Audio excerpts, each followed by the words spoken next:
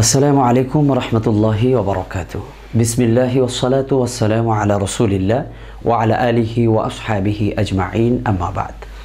দূরে ও কাছের দেশ ও প্রবাসের যে যেখান থেকে আমাদের অনুষ্ঠান দেখছেন, সকলকে মাহে রমজান উপলক্ষে আনন্দ টিভির বিশেষ এই আয়োজনে স্বাগতম। আজ 5ই রমজান, সহানুভূতির মাস মাহে রমজান। রমজানুল মুবারককে 3 ভাগে বিভক্ত করা হয়। আউয়ালুহু রাহমাতুন, আওসাতু মাগফিরাতুন ও আখিরুহু ইতকুম মিনান নার। প্রথম দশক হচ্ছে রহমতের, দ্বিতীয় দশক হচ্ছে মাগফিরাতের এবং তৃতীয় দশক হচ্ছে জাহান্নাম থেকে মুক্তির তথা নাজাতের। আমরা রহমতের অংশে রয়েছি। আল্লাহ সুবহানাহু ওয়া তাআলা রমজানের রোজাকে আমাদের জন্য ফরজ করেছেন। এই রোজার মাধ্যমে আমরা অনুধাবন করতে পারি যে না খেয়ে থাকার কষ্টটা কত বেশি। দিনভর না খেয়ে থাকার যন্ত্রণা, পেটের ক্ষুধার যন্ত্রণা আমরা রমজানুল মুবারকে এসেই অনুধাবন করতে পারি এবং আমরা বুঝতে পারি যারা সারা বছরই দুবেলা না খেয়ে অথবা অনাহারে অর্ধাহারে যারা দিনাতিপাত করে, যারা দুঃখী অসহায় গরিব, তাদের কষ্টের ক্ষুধার যন্ত্রণা কত বেশি আমরা এই রমজানুল মুবারকে অনুধাবন করতে পারি। সেজন্য এই রমজান আমাদেরকে এটাও শিক্ষা দেয় অন্যের প্রতি দয়া করা, সহানুভূতিশীল হওয়া।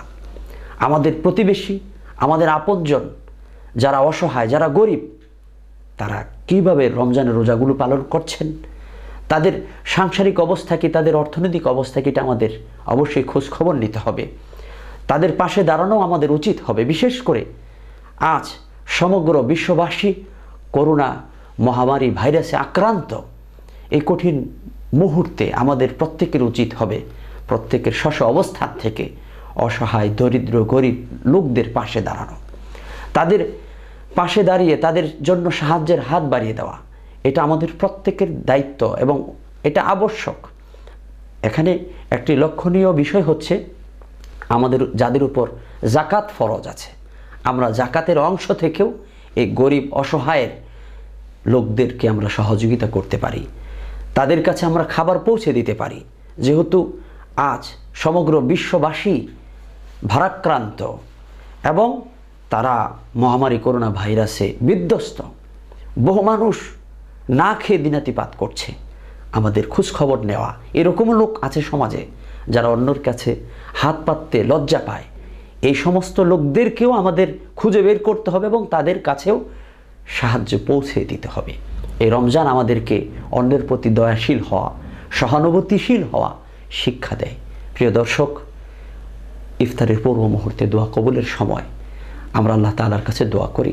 আল্লাহ তাআলা যেন আমাদের দানগুলো কবুল করেন, আমাদের জাকাতগুলো কবুল করেন এবং সব নেক আমলগুলো কবুল করেন। আল্লাহুম্মা আমিন।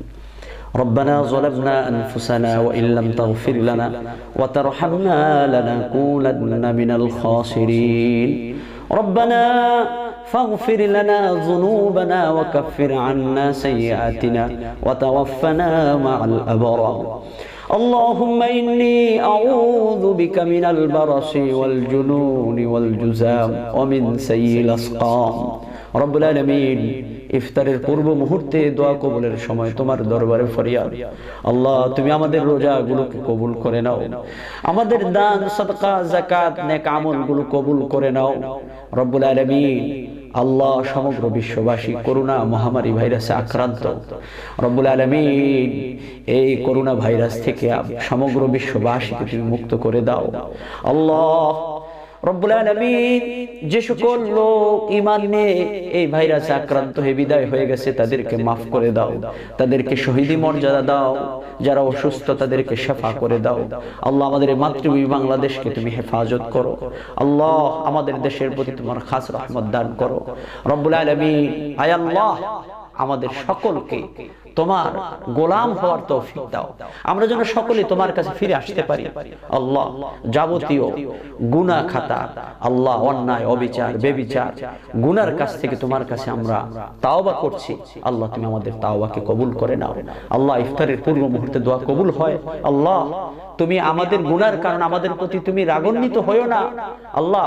এই করোনা মহামারী থেকে তুমি আমাদেরকে হেফাজত করো আল্লাহ, এই ভাইরাস থেকে আমাদেরকে মুক্ত করে দাও।